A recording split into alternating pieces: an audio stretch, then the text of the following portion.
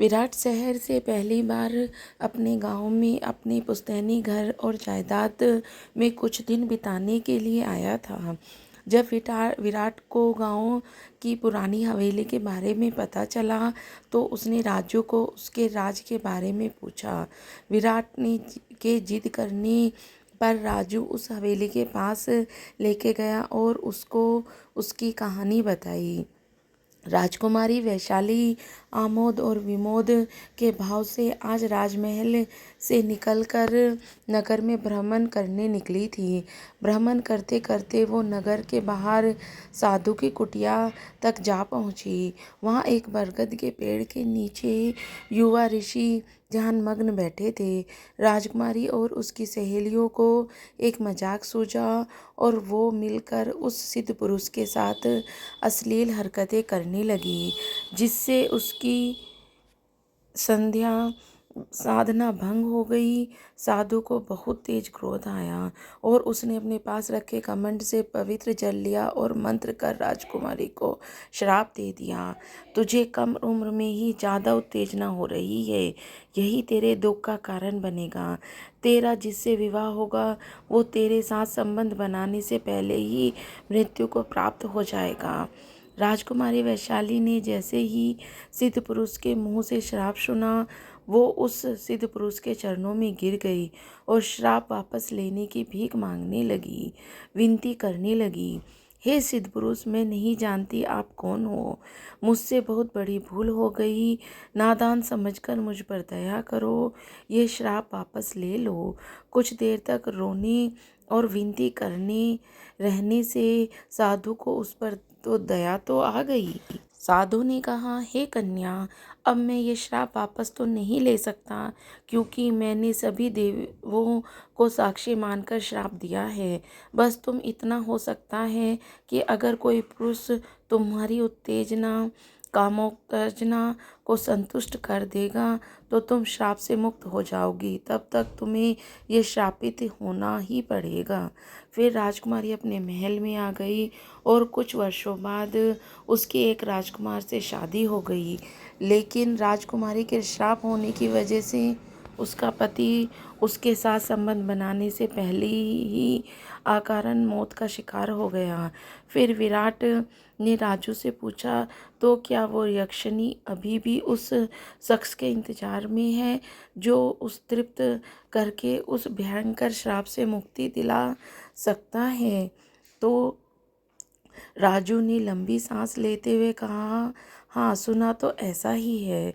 गांव का तो कोई भी इंसान इस हवेली के अंदर जाने की जुर्रत नहीं करता।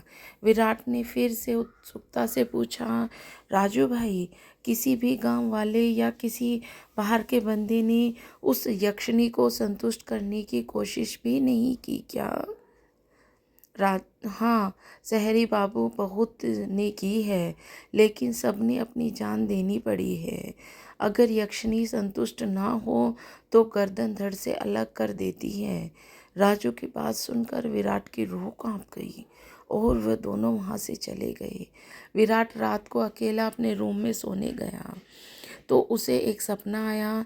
बहुत ही सुंदर राजकुमारी उसे गले लगाकर प्यार कर रही है और विराट भी उसे प्यार करने लगा।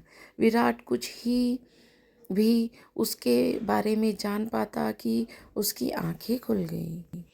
विराट के उस मनमोहक रूप वाली राजकुमारी से प्यार हो गया। वो उसे पाना चाहता था। विराट को पूरी रात नींद नहीं आई, लेकिन विराट ने अपने इस स्वप्न के बारे में किसी को नहीं बताया। लेकिन विराट मन ही मन उदास था।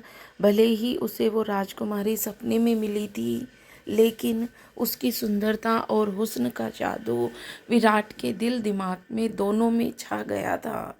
विराट उदास होकर सोचने लगा कि ये एक सपना था, अब वो राजकुमारी अब नहीं मिल पाएगी। खाना खाकर विराट आज फिर उस राजकुमारी वाले सपने की प्रतीक्षा में वही सब सोचते हुए सो गया, मानो ऊपर वाले ने उसकी मुराद सुन ली हो। राजकुमारी आज फिर उसके सपने में वही सुंदर और मोहनी स्वरूप में आई और उसके साथ प्रेम संबंध बनाने लगी। जब विराट ने उसका नाम और पता पूछा तो अपना नाम वैशाली बताया। वैशाली नाम सुनते ही विराट की नींद खुल गई, उसके रोंगटे खड़े हो गए।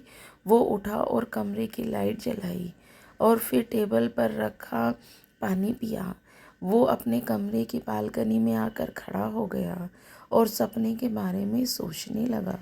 सोचते हुए बहुत डर लगने लगा था, क्योंकि वैशाली तो वो ही राजकुमारी है ना जो हवेली में यक्षिणी बनकर रह रही है।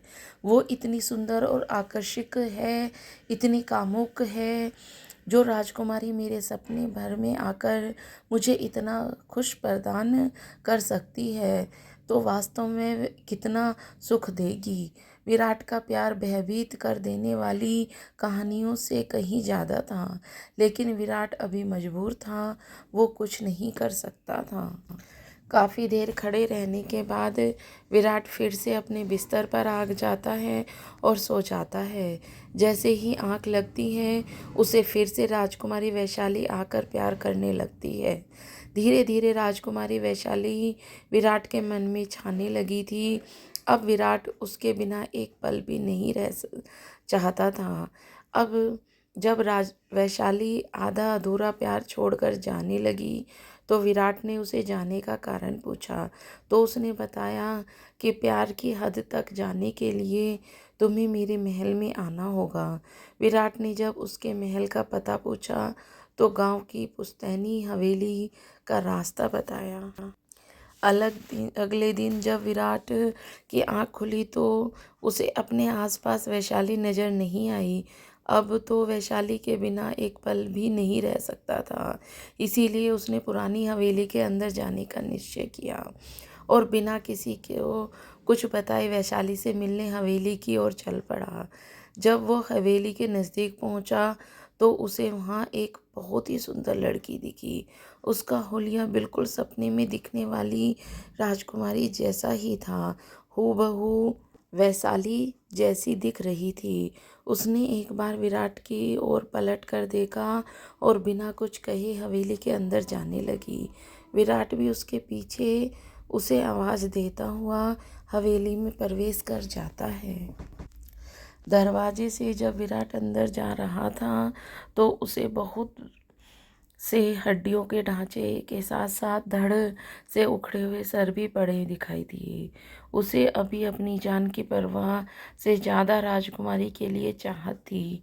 वो उसके जिस्म से आती खुशबू से ऐसा बंध चुका था कि चाह कर भी वापस नहीं जा सकता था।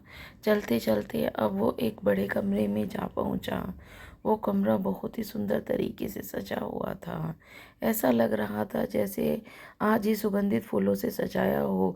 उसे आश्चर्य हो रहा था कि सब पहले से कैसे किया गया है। यक्षिणी ने देर न करते हुए अपना घूंघट उतारते हुए कहा, जल्दी करो, मुझसे इंतजार नहीं होता। और यक्षिणी ने विराट को गले लगा लिया।